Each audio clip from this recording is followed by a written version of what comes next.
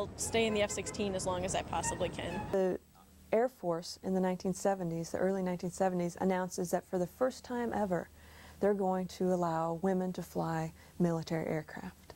And boy, that got our back up, because we knew darn well we had flown their planes away in '44. We know about flying's happinesses and small, quiet terrors, and the uniqueness of the event really grabs the dreams of all of us. There were 25 American women during World War II who went over and flew in England. Women were recruited by Jackie Cochran in 1942 and went over to England that spring and summer. They flew for the British Air Transport Auxiliary, which was a part of the RAF, but as one of the men from the RAF said, oh yes, the Air Transport Auxiliary, it's nothing but a bunch of idiots, cripples, and women. But they ferried airplanes all over, and so the women who were in England did get shot at and did have experiences in London being bombed. By September of 1942, the Army Air Force was in trouble.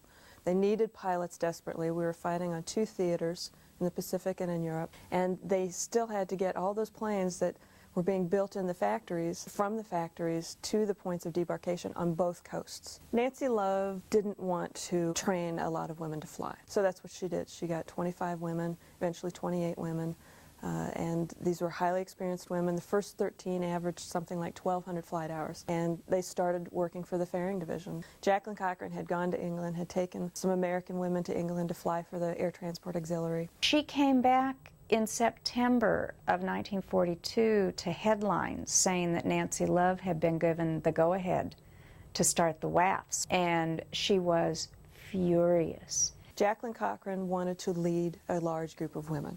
Went to Hap Arnold, General Hap Arnold, and said, we talked about this, I want my training program. And so they decided to start a training program, take less experienced women pilots and train them to fly military style. They end up merging in August of '43 and become the Women Airforce Service Pilots. I got a telegram saying my services was needed, and if it interested, report to Chicago for an interview. I already had a pilot's license. So I had my interview scheduled ahead of time with Jacqueline Cochran 2 days after I turned 18 and a half. Jackie Cochran always said 25,000 women applied. I always thought she was making it up, but I've seen the letters. 25,000 women applied, 1,830 were accepted to the training program, and then 1,074 graduated. That was where we really learned to fly the Army way. Jackie Cochran wanted to have women who were feminine looking, who were athletic, who fit her ideal. She also wanted white women. There was one girl that did apply, but Jacqueline Cochran said that because the Army wasn't integrated at the time, that she didn't think that the WASP could be. She argued that she was having a hard enough time getting women to fly, let alone getting a desegregated group of women to fly. We were the first class that went to Sweetwater, and there the cadets were still there. And so as they phased them out, we were phased in. And I think it was a real surprise to the instructors and to everybody on the base that here a group of women came in.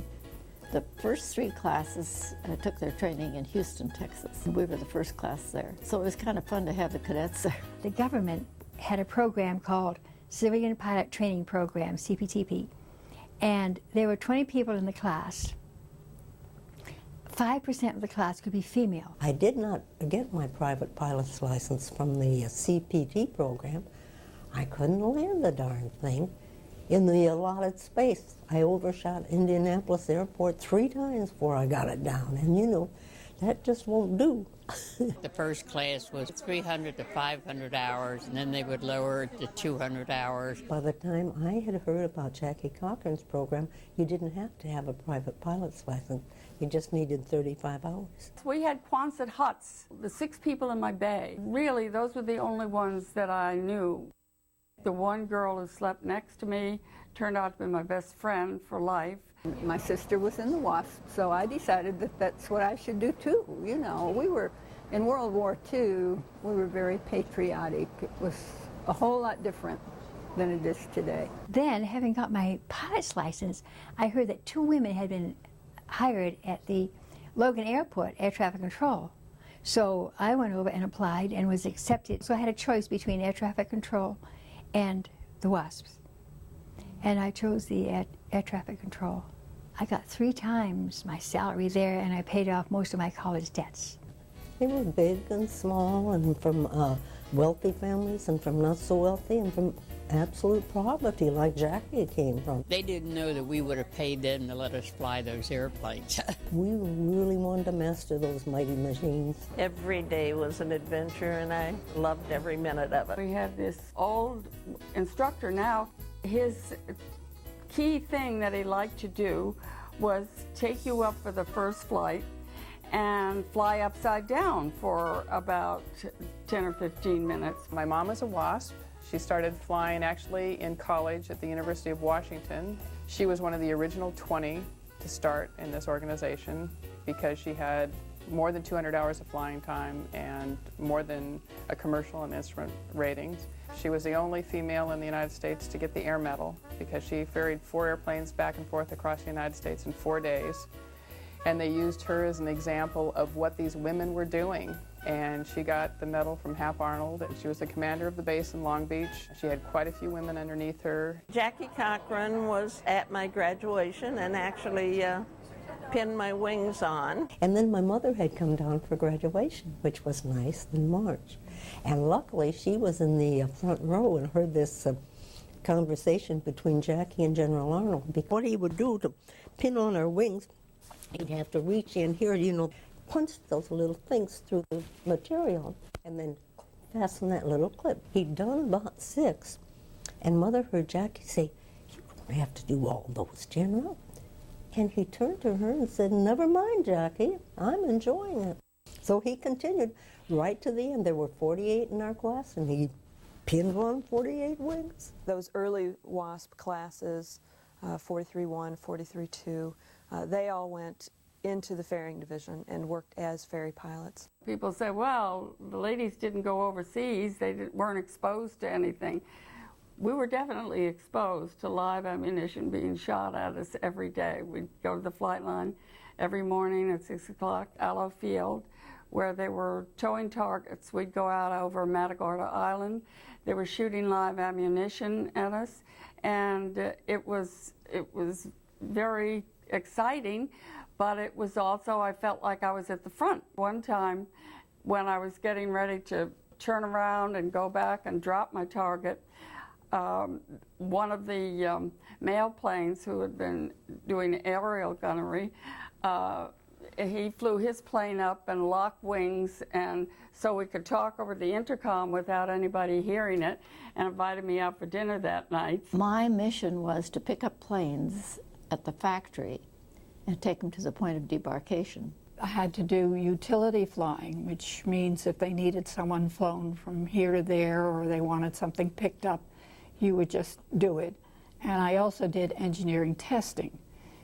In other words, if a student flew and came down and said, you know, that instrument isn't working right, or it pulls to the left, someone would go up and check out to see whether or not it was the way the student was flying it or was it really the aircraft. You know, those mechanics were 60-day wonders, and you never knew how sharp they were. I had one that the mechanic absolutely rigged it backwards. So when you pushed the stick forward, the nose went up. When you thought you were turning to the right, you turned to the left. So the ailerons and the rudders, everything was rigged wrong. I had enough power, and I realized I wasn't taking off just right. So as soon as I got up, I called the tower and told them that this was wrong, you know. And they said, well, you've got to come right back in. I said, no, I'm not. I'm going up and practice a little bit, doing it the opposite way so that I won't make a mistake when I land. They were zipping down the runway at 100 miles an hour, pulled back on the stick, and it flew. It was so wonderful to think I was the very first person that ever flew that airplane. It was 2 years of constant flying. I was really impressed at how different people can be, but if they want the same thing, boy, they can cooperate. In Montgomery, Alabama, I was the first woman to fly a P-51 to the Tuskegee Airmen. It really made it easier for the girls in the military today, since we were the first military women pilot, because they said we couldn't fly, women couldn't fly, and they said black people couldn't fly. And the Tuskegee Airmen were the best pilots around. 38 women were killed, some in training, some during active duty. I did join. I was expected to go to Texas for the training. MabelRawlinson was the first WASP that really shook everybody up. My sister was killed in an airplane. And of course, the family was devastated. We all were. She crashed and she died, and it scared a lot of people. A number of WASP quit.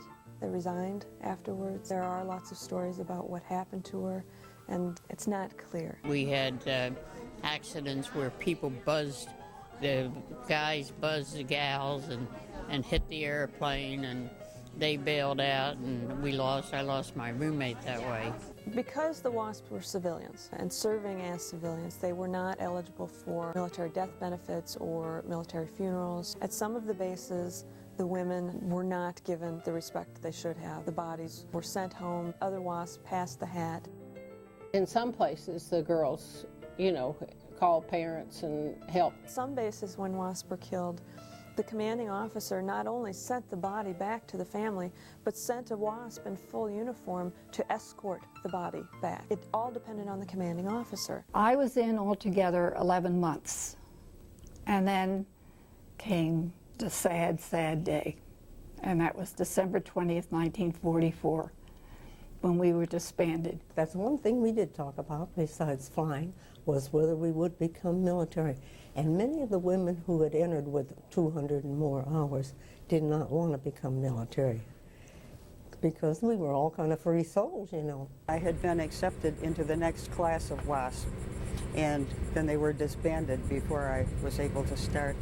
The women were the primary pursuit ferry pilots, and they were still very much needed. P-51s were just sitting there, and we were disbanded, and we offered for $1 a year to fly them, but they absolutely didn't want us to do that. So here are these airplanes sitting on the tarmac, and with nobody to fly them. It was all over, and you had to go home, and you had to get home on your own. I started writing to manufacturers, airlines, anyone that I could think of trying to get a flying job. And I never heard no said in so many different ways as the response to all of these letters that I had written. I had it easy because, see, I started flying right away as soon as I got home. There was an airport near me that the man was buying up these planes that were excess planes. Most of the girls went to work in an office, and I could make a flight or two a week and go get planes and make a whole lot more money than they did in an office. I think it was one of the saddest days of my life. So I put my WASP stuff aside and went on with my life, and I've had a normal life since. What I feel so grateful is to the girls that's at NASA and the airline pilots. I look at them in awe that they're getting to fly this beautiful equipment compared to what I got to fly. But they're looking at me and thanking me for opening the door, said that they would never have had the opportunity had the WASP not done a good job.